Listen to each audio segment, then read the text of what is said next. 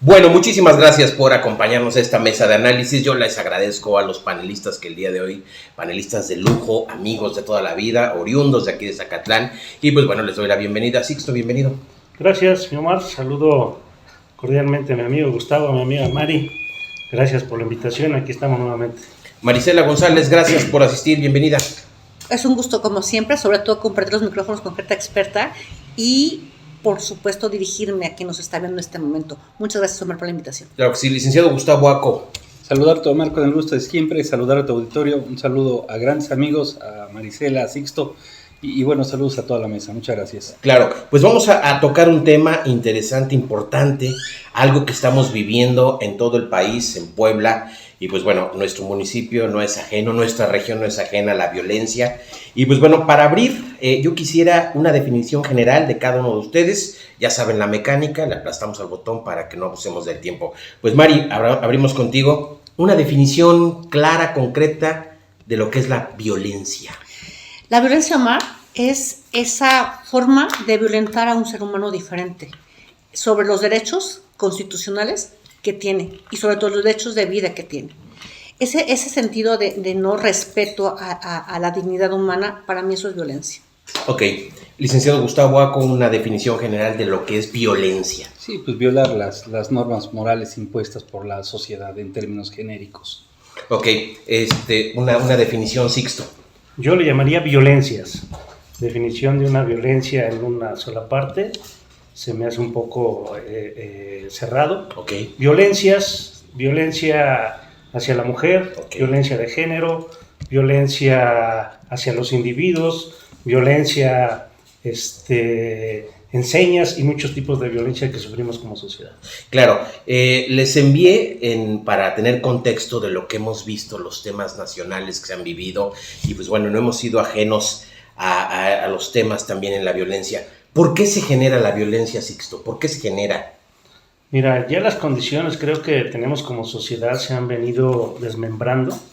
Esas buenas relaciones que mantuvimos durante muchos años, hace un rato platicábamos de cuando éramos niños nosotros, y interactuábamos, convivíamos, nuestros padres se conocían.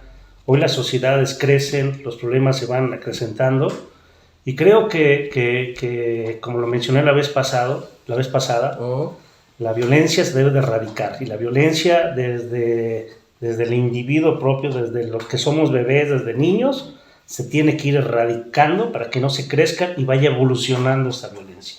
Okay. Yo creo que en esa parte las sociedades no hemos hecho nuestro trabajo de manera adecuada, y hoy en día sufrimos todos esos actos de violencia que pudimos haberlos erradicado desde un principio, ¿no? Ok, Mari, la violencia que hemos vivido, que hemos visto en el municipio también, ya no veíamos eso hace años. ¿Se puede erradicar? ¿Se puede hacer algo? ¿Cómo lo ves desde tu punto de vista? Yo hablaría de la normalización que no podemos aceptar la ciudadanía, ¿no? La normalización de la violencia y los actos violentos que vemos cotidianamente, y que la vemos en el entorno nacional, y que la vemos en el entorno estatal, y que la vemos en el entorno municipal. A mí me parece que eso es lo que mucho daño hace a la sociedad. Normalizar los actos que pueden constituir un delito en cualquier tipo de violencia, como decía Sixto, como decía Gustavo, o sea, en cualquier tipo de violencia. Y la impunidad que existe sobre esos mismos actos, ¿no? Esa impunidad que nos permite o que le permite a quien ejerce violencia o ejerce un delito seguir haciéndolo de manera normal. Entonces, esa normalidad a mí sí me preocupa, porque es un reflejo de la sociedad actual, es un reflejo de lo que nos hemos estado acostumbrando como generaciones nuevas, y la verdad es que es un reflejo, sí, de normas sociales que hemos violentado, y de esas normas sociales básicas, y déjame decir la palabra violentado, que hemos violentado a raíz de nuestras propias conductas, conductas sociales, conductas de grupo y conductas individuales, Omar. Ok, licenciado Gustavo Aco, ¿cómo visualizas el país, la violencia que está viviendo? Pues tú lo viviste en diferentes etapas, fuiste funcionario estatal, conoces el sistema de justicia, ¿cómo lo visualizas? Pues es que fíjate, Omar, aquí como que, me es difícil ligar dos cosas, lo que es en sí el delito y lo que es justamente el tema del cual estamos tratando, que es la violencia, porque puede haber casos violentos y que no necesariamente estén tipificados, y al no estar tipificados evidentemente no son delitos. Entonces, Pues si nos referimos a lo que hoy día está viviendo el país, casi a nivel general, bueno, pues sí necesariamente tenemos que irnos a la cuestión delictiva, a los tipos penales que el legislador ha establecido en las normas secundarias como delito. Bueno, la violencia pues es evidentemente romper el status quo, ¿no? En términos, insisto, de carácter moral, pues de las buenas conductas. ¿Qué es moral? Bueno, pues no es otra cosa que las buenas costumbres, aquellas costumbres que trascienden. Y por cuanto a la causalidad justamente de la violencia, déjame ligarlo, por favor, a la cuestión delictiva, de tal suerte que me resulte un poco más fácil, digamos, explicar al menos mis ideas, o tratar de hacerlo. En ese sentido, bueno, el quebrantamiento justamente de una norma de carácter penal, que vamos a hablar de un fraude, tú lo ejecutas y no necesariamente lo puedes estar ejecutando con violencia, pues, digamos, banqueteramente visto, ¿no? Sin embargo, ya es un tipo penal, ya es un delito, ¿no? Pero el delito que hoy todo el mundo sabemos que se cometen todos los días, lamentablemente, en México, bueno, pues ese delito es multicausal. Tenemos que verlo desde un punto de vista incluso epistémico, si fuese factible, de tal suerte que nos ayudemos de la estadística y de la teoría de la probabilidad, porque lo contrario, esto se vuelve un tanto cuanto subjetivo, ¿estamos de acuerdo? Entonces, aquí habría que ver cuál es justamente la causalidad que se le está dando o por qué se está quebrantando el tipo penal y consecuentemente se está generando un delito, ¿no? Se habla justamente de la prevención de la criminalidad, de la prevención del delito, y bueno, son conceptos que seguramente nos están escuchando algunos criminólogos, son conceptos no necesariamente análogos, ¿estamos de acuerdo? Y que tienen sus marcadas diferencias. Pero en fin, el rompimiento del status quo, pues, por así ponerlo, digamos, en la sociedad, va más allá justamente de definir o no si es violencia o no es violencia. Está siendo un delito, está visto por toda la sociedad. ¿Y qué está pasando? Que están interviniendo primero el ejército, luego se generó una Guardia Nacional, se han colmado digamos, de exmilitares la seguridad pública. Yo voy a hacer aquí una acotación y un paréntesis, abusando un poco de los micrófonos, mi estimadísimo Omar, y contando con la presencia de mi amigo Sixto, que dicho sea de paso, nos conocemos desde niños, tal cual, definición literaria, pues, pero en fin, yo le decía a Raúl de la Llata, un buen amigo de todos nosotros seguramente, cuando andaba en campaña, que no fuera a poner a alguien al frente de la policía municipal que viniera de una corporación, llámese Ejército Nacional o Federal de Caminos en aquella época, o Guardia Nacional, pues, que por favor pusiera a un exdirector del kinder, de un kinder X, o un ciudadano, pero que no fuera a poner a un elemento que viniera. Es algo que se debatió mucho, hoy día incluso está tomando mucho más fuerza el ejército, nos está, digamos, colmando en las instituciones, pero esto lo traigo a colación porque pongas a un ciudadano, pongas a un exmilitar, pongas a una Guardia Nacional, pongas a quien pongas, o sea, ya nos falta poner un padrecito ahí en seguridad pública para ver si funciona, pero absolutamente desde mi punto de vista, desde luego, nada funciona. O sea, no hay cosa que detenga, que prevenga las teorías de las cuales podemos hablar aquí. O sea, no se ve cómo se para esto. Entonces, ¿dónde iniciar? En la familia, en el núcleo. Digo, aquí valdría la pena quizás un sociólogo que nos oriente, o al menos en mi caso particular, que abunde más de estas cuestiones y que seamos un poco más epistémicos. Pero ¿cómo detenemos esto? Yo también me lo preguntaría, ¿estamos de acuerdo? Porque hemos puesto aquí un abanico de perfiles y nadie lo resuelve, mi estimado Manuel. Claro. Sixto, comentabas hace unos momentos que hemos fallado como sociedad, que también ha fallado el gobierno, pero ¿en qué sentido? A ver, dime tú que lo viviste, que lo has vivido, ¿cuál ha sido la falla? O sea, ¿cuál ha sido la falla del gobierno y cuál ha sido la falla de la sociedad? Mira, debe de haber una separación sobre las funciones que hace una parte y otra. Bien. ¿Por qué? Por el tema de responsabilidades. Como bien lo menciona Gustavo, el sentido de que representen las instituciones personas del ámbito militar o policial, se quedan muy cortos en trabajar con la gente, ¿sí? Inclusive desmembranan cuando hay un modelo de policía, un sistema de policía que ya está empezando a trabajar con la gente, con las instituciones, y como cada 3 años, en el caso de los ayuntamientos municipales, van cambiando estas personas, primero no se profesionalizan, esa es una realidad. Llegan todavía gente inexperta a ocupar el cargo, y el cargo es trascendente para mantener la paz y tranquilidad de la población. Debe tener unos conocimientos técnicos muy buenos, y la otra parte que debe de tener como autoridad debe ser la vinculación con la ciudadanía, y creo que ahí es donde cuesta mucho trabajo. ¿Por qué? A veces decimos que cuando de un ciudadano a un ciudadano nos platicamos, a lo mejor nos entendemos bien y podemos tener mucha charla y mucho diálogo, pero cuando viene una autoridad y quiere platicar con el ciudadano, hay resistencia de ambas partes, incredibilidad, apatía, poca participación, y además, ¿sabes qué? No se tiene algo muy bien articulado, ¿sí? ¿Cómo qué? Como un buen programa de prevención, ¿sí? Hoy en día vemos en el gobierno municipal el Instituto de Igualdad Sustantiva. Este instituto ya lo estuve checando, trae buenas cosas, pero aún lo veo muy desmembrado, acciones muy aisladas. Y yo creo que ahí, en el sentido de sociedad, tenemos nosotros que ser más participativos, tenemos que estar participando desde el ámbito familiar, por supuesto, no dejando que crezca esos rasgos de violencia, pararlos de manera inmediata. Y sí, tenemos que tener expertos, tenemos que tener gente que conozca cómo hacerlo, sociólogos, como bien comentas, ¿sí? No es un tema menor que lo resuelve cualquier persona.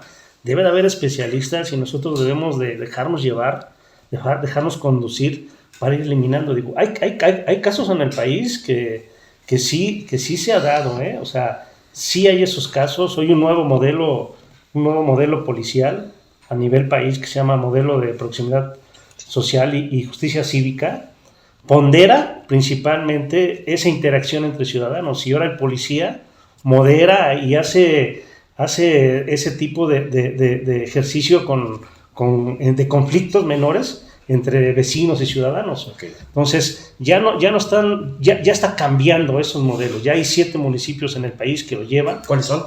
Mira, el que lleva el primer lugar en la aplicación es Nuevo León, con Escobedo, Nuevo León. El más cercano de nosotros es aquí Catepec, si no mal recuerdo. Ellos llevan un tema de proximidad social muy bueno, que lo están replicando en el país, y eso necesitamos, que lo que funcione se replique, y no estemos pasando sin atender los problemas, y además dejándoselos al próximo gobierno, ¿no? Claro. O sea, yo voy a hacer lo que a mí me corresponde en 3 años, pero no alcanzo más. O sea, genera las bases, conduce a un buen modelo, prepara a los funcionarios y déjalo por ley, déjalo en manos de los ciudadanos para que sigan los modelos tanto preventivos como de seguridad pública, ¿no? Ok, Mari, ¿por qué ha crecido tanto la violencia? ¿En qué ha fallado el ciudadano y en qué ha fallado la autoridad? Mira, yo primero partiría del hecho de que moralmente no es un término totalitario, es un tema muy subjetivo, ¿no?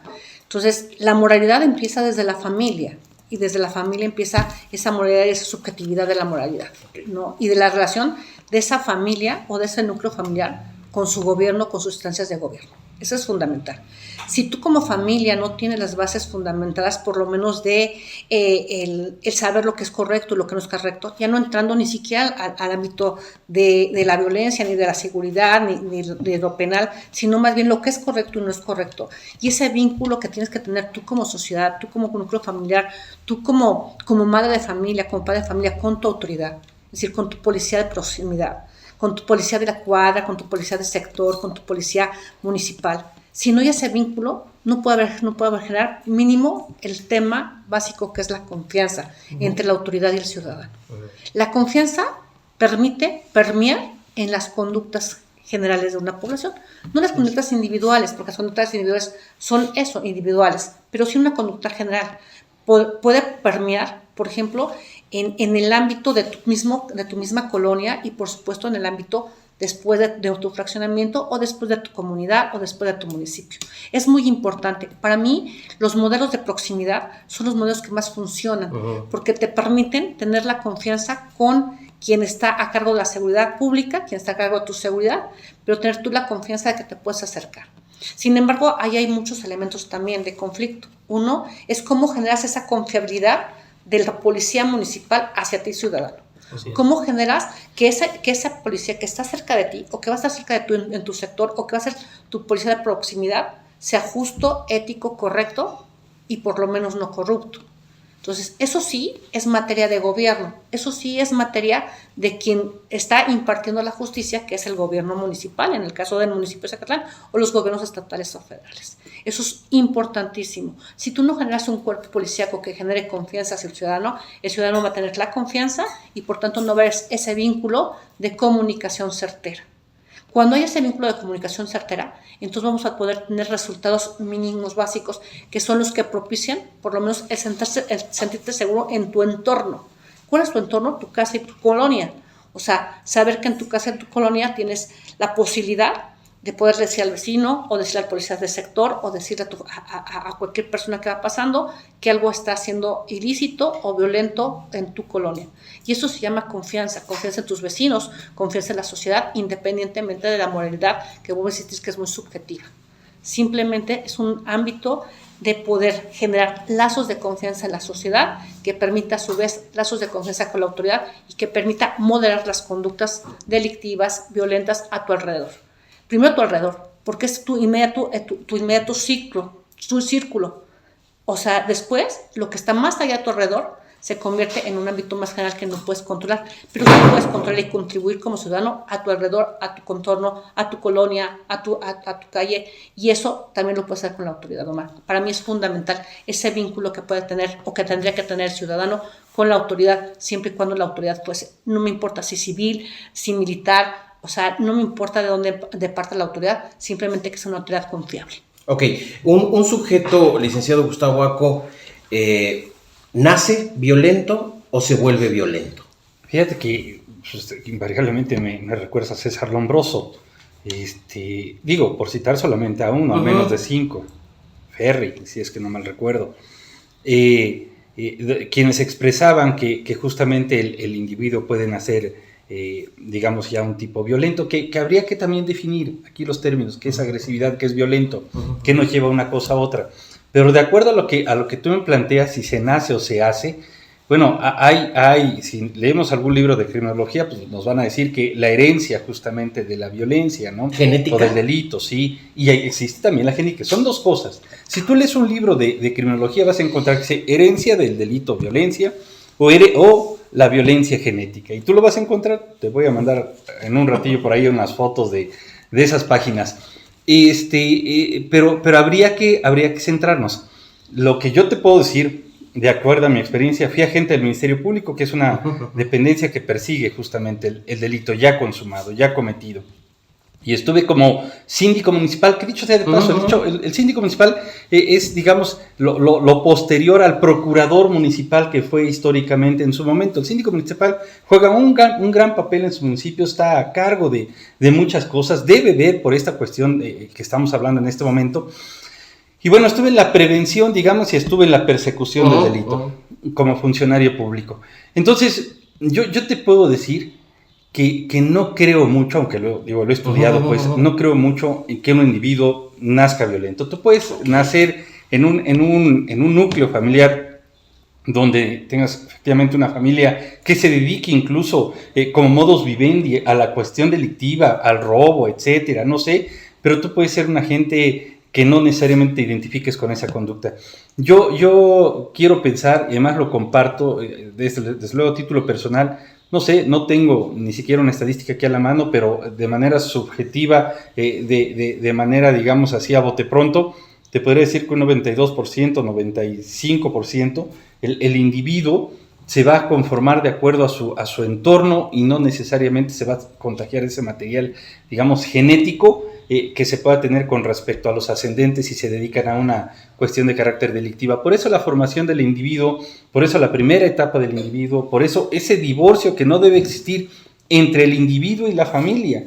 Es decir, esa coyuntura que debe de haber entre el recién nacido, pues, entre la familia en sí y entre el núcleo familiar. Hay nuevos modelos de familia hoy día. Yo algún día lo dije en tu programa. Excelente ese tema. Lo dije en tu programa algún día, que hoy día no podemos conceptualizar a la familia como la conceptualizábamos antes, sino que hay nuevos modelos de familia, pero en todas ellas, pues no vas a encontrar, digamos, un divorcio. Justamente lo que decía aquí Mari, en términos sociales, bueno, pues eso se puede replicar o hacer o tener un punto de vista desde el punto de vista familiar.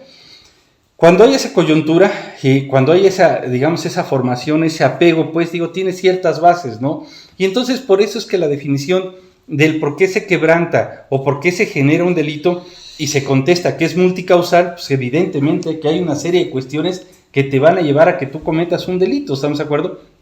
Entonces, no, te diría de manera muy contundente que no creo de manera, desde luego, personal, que sea genética la cuestión delictiva de una persona, sino que esto se le desarrolla por el ámbito social, no sé, también una multicausal de situaciones que lo pueden llevar a quebrantar justamente la norma y o a convertirse en un tipo violento. Sixto, ¿qué pasa por la mente cuando una persona genera violencia o estrangula a alguien, le dispara a alguien? ¿Qué pasa por la cabeza? ¿Por qué pierde esa humanidad? ¿Por qué la pierde? Mira, yo considero que los rasgos más crueles, como siempre lo he mencionado, de violencia, pues es el homicidio, ¿no? Uh-huh. Esos rasgos de violencia que vemos a temprana hora, sí, como bien lo dice, y coincido en muchas cosas con mi amigo Gustavo. Efectivamente, el individuo en su parte que se va atreviendo a hacer un poco más, viene desde un toquecito, ya viene desde un golpe, ya viene desde una cachetada. O sea, siempre va a ir de menos a más. Yo creo, y así lo he percibido, que sí. O sea, algunos estudios, alguna lectura de individuos, de inclusive asesinos en serie, que han estudiado su forma, cómo se comportan en sociedad, cómo van midiendo las situaciones, pues ellos van midiendo la situación y van haciendo lo que se les va permitiendo hasta diferente tema, ¿no? En el ámbito de justicia. Hoy en día el delincuente busca la parte que hablamos del tema situacional, ¿no? La situación para hacer un delito, ¿sí? Y esas partes situacionales, si nosotros no las atendemos, la autoridad no las atiende, bueno, pues él siempre va a tener esa oportunidad y va creciendo. Ahora me atrevo, antes te decía yo, dame tu celular, y te apuntaba yo con una pistola. Uh-huh. A los 2 días ya generando confianza, lo primero que hago es que te doy un cachazo y luego te digo que me des tu celular, ¿no? Uh-huh. Y viendo tanta debilidad también en las instituciones, porque hay debilidad, eso hay que decirlo. El nuevo sistema penal acusatorio aún se encuentra muy débil, ¿sí? Para poder tener todos los elementos. Es un sistema modelo que a mí es muy interesante, sí me agrada, sí lo veo con mucho futuro, pero le faltaron más elementos, ¿sí? Más elementos que aún todavía no están, ¿eh? Entonces, esas partes que el individuo o el delincuente las ve que en esa debilidad, las va incrementando él en sus formas de violencia. No pasa lo mismo si te doy una cachetada que si te pongo un balazo, ¿eh? Al final de cuentas, si no me agarra la autoridad, si no me comprueban los hechos, la presunción de inocencia, definitivamente yo estoy fuera de él, ¿sí? Esas partes de debilidad institucional creo que vienen a afectar mucho ese tema de violencia, ¿no? En el individuo que se dedica a delinquir. Claro, Mari, hace tiempo me platicaba con un amigo el tema de los animales, fíjate, y vamos a tocarlo porque de repente decían que iniciaba por ahí también el tema de violencia. Si eres capaz también de patear, de pegar, de maltratar a un animal, se iba generando la violencia también y que se iba normalizando. Mira, yo solo quiero iniciar la plática, círculo, con un tema que me parece es la pérdida del miedo del delincuente o del violento. Bien. O sea, y esa pérdida del miedo hace que patees a un perrito, o que degolles a un perrito, o que mates a un animal, o que violentes a una mujer. O sea, la pérdida de miedo en la sociedad, Omar. Tendría que ser psicólogo para darte como una explicación de por qué se pierde el miedo. Lo que sí creo es que el miedo se pierde porque sabes que no hay castigo. Y cuando sabes como individuo que no hay castigo, pierdes el miedo a hacer lo que sea. Desde violentar a un pequeño animal, que son inocentes, que no se pueden defender, hasta violentar a otra persona como individuo. Eso es sumamente importante. Cuando el ser humano sabe que sus límites no son detenidos por un sistema legal, un sistema acusatorio o una normatividad que castigue, entonces pierdes el miedo y te atreves a hacer lo que sea. Lo mismo a matar a un perro que a matar a una persona.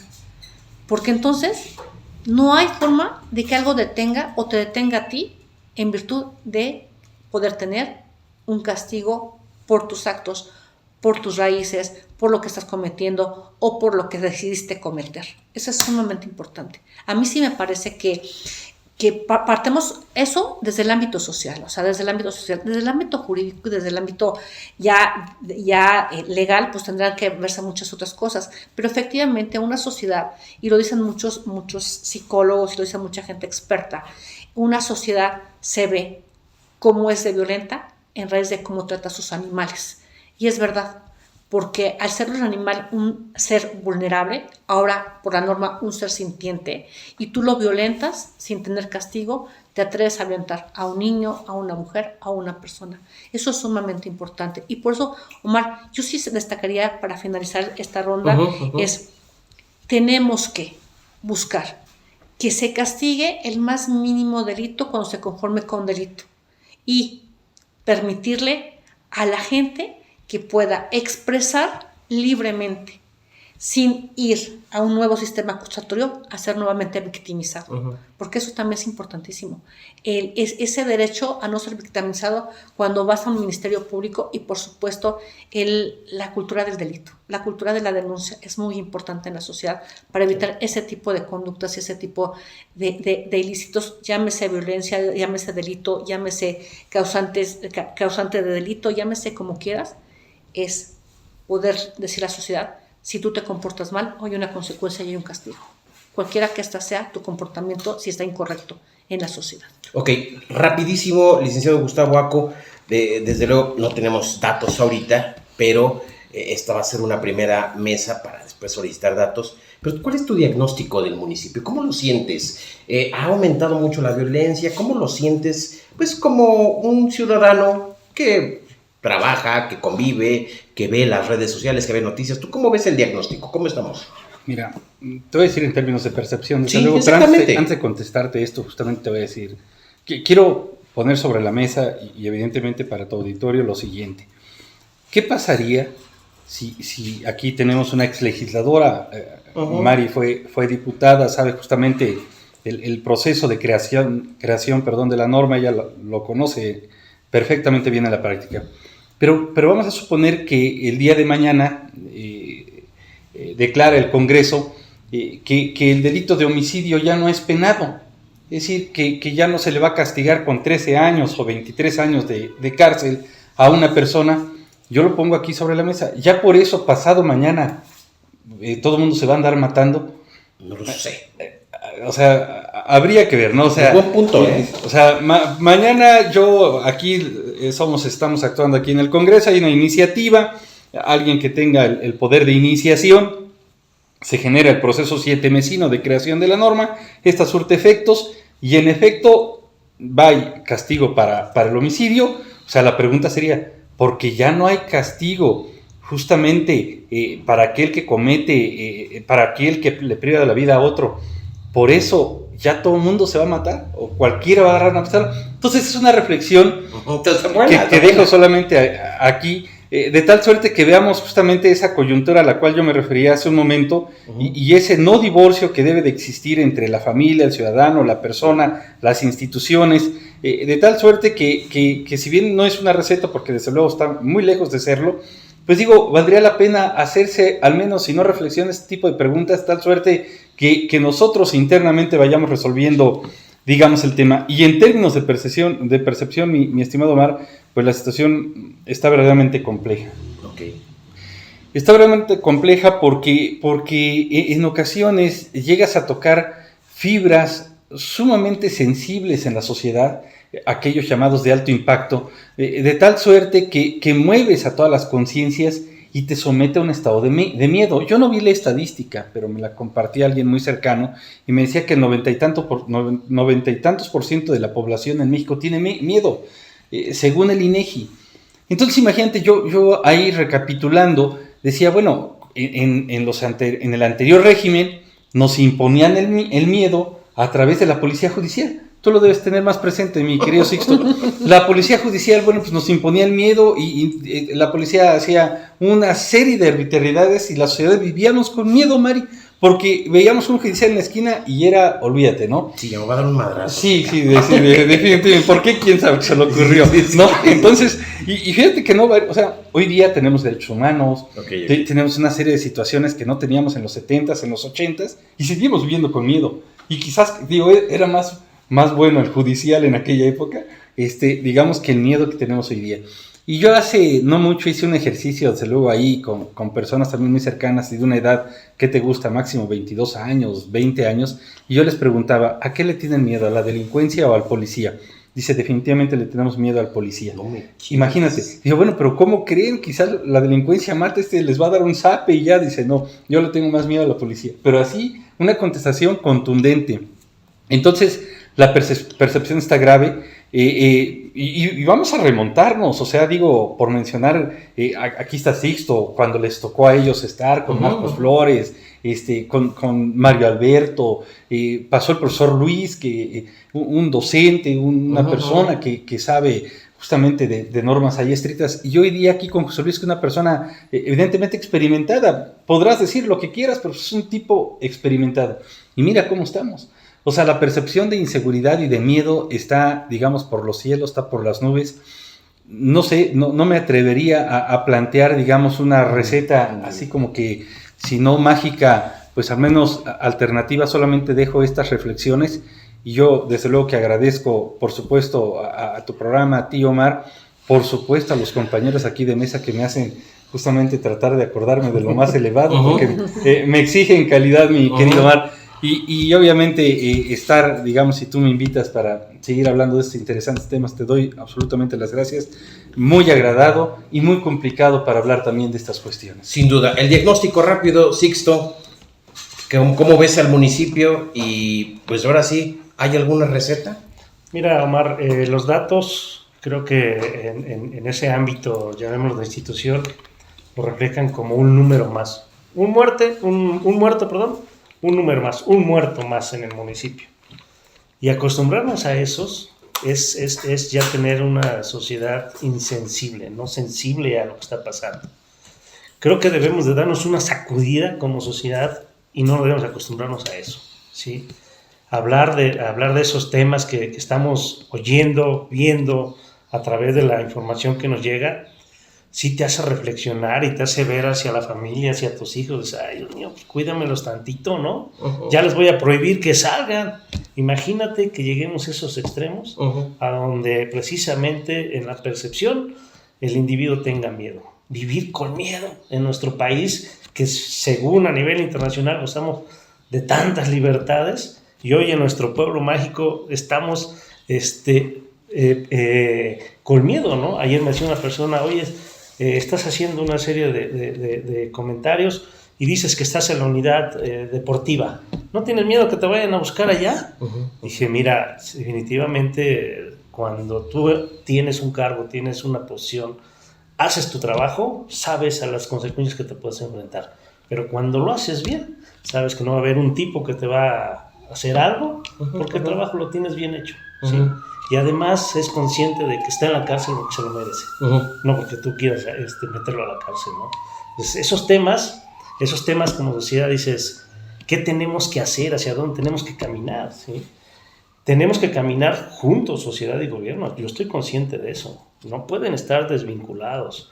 Y vuelvo a repetir, el gobierno tiene que marcarnos un caminito y debe de ellos iniciar, que nosotros como ciudadanos veamos a un gobierno fortalecido, precisamente con nuestro amigo hoy en día, nuestro presidente, es una persona que tiene mucha experiencia política, sabe de política, sabe cómo ir a tocar puertas, sabe cómo ir a pedir las cosas. No sé qué le faltaría, no sé cómo esté articulado su sistema de seguridad, su modelo de seguridad, y sería importante que lo conociéramos como ciudadanos, ¿no? Sí. Digo, yo no me considero un experto, pero sí puedo tener experiencia de otras administraciones, sí. Y hoy actualmente cómo han funcionado esos modelos en otras partes del país, en otros municipios. Zacatlán siempre ha sido siempre se ha caracterizado porque ha mantenido niveles de creación de modelos actuales o De que vanguardia, vienen. sí, sí, o sea, sí. nos hemos adelantado, Sí. llamémosle así. Creo que no debemos perder eso. Creo que Zacatlán tiene las características para adoptar un modelo que sí nos lleve precisamente a resolver nuestros problemas. Yo sí creo en eso, no veo algo perdido.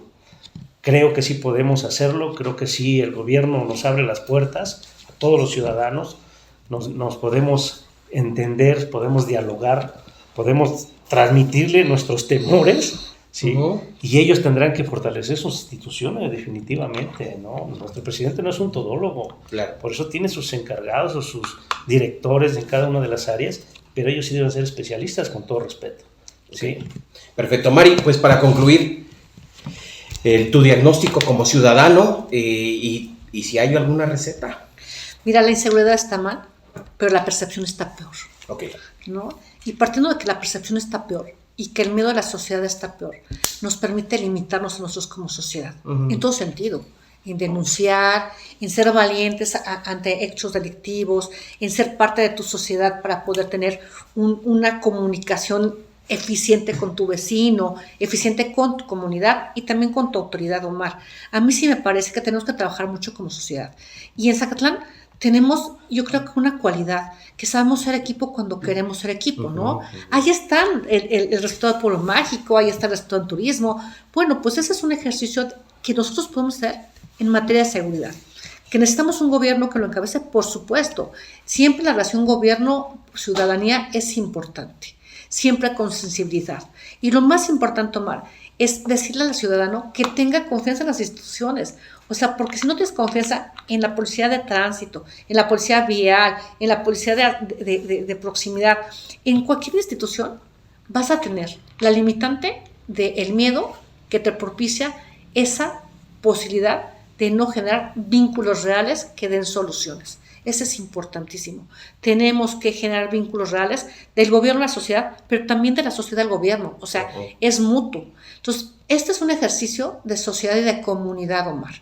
Esa comunidad que hemos hecho en muchos otros temas, que podemos haber logrado en muchos otros temas, y el ejemplo está turismo, también lo podemos hacer en seguridad. De verdad. La percepción te limita. La percepción que estás leyendo en redes y que estás viendo, que estás platicando en las mesas de café, que estás platicando con familia, te limita a decir, yo sí voy a procurar en mi comunidad tener un vínculo que nos permita tener mayor seguridad. Y hay que darle también el ejercicio de esa duda al gobierno, es decir, no todos los homicidios que han pasado en Zacatlán tienen que ver directamente con el ejercicio de gobierno municipal. Okay. Es decir, hay muchos otros aspectos y muchos otros elementos que propician que los haya. Entonces, vamos a entender que también es parte de la sociedad vincularte con tu autoridad y también ser parte de la solución. No puedes dejar de todo al gobierno. También tienes que ser parte de la solución.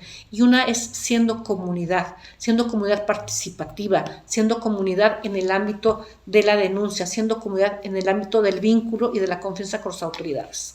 Porque también tienes derecho como ciudadano decirle y señalarles a la autoridad, oye, tu policía es corrupto, tu policía no es eficiente, tu policía está haciendo un vínculo no correcto conmigo como ciudad.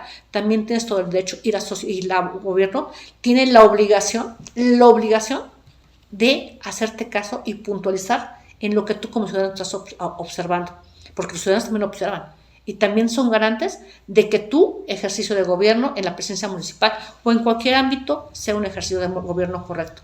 Tienes que, como autoridad municipal, abrir las antenas y escuchar también a todo el mundo. Escuchar y analizar no solo a tu círculo cercano, sino a todo el mundo. Si tienes esa capacidad, Omar, tendrás la capacidad de resolver muchos temas sociales. Hagamos comunidad. Eso es importante. Pues muchísimas gracias. Yo les agradezco al licenciado Gustavo Aco. Un comentario final. Agradecerte por este espacio, Omar. Muchas gracias. Ok, ¿un comentario final? Nada, Omar, aquí estamos a la orden como siempre. Ok, Mari, muchísimas gracias. Agradecerles a los tres la confianza y la participación y la compañía. Ok, muchísimas gracias. El próximo martes nos vemos. Adiós.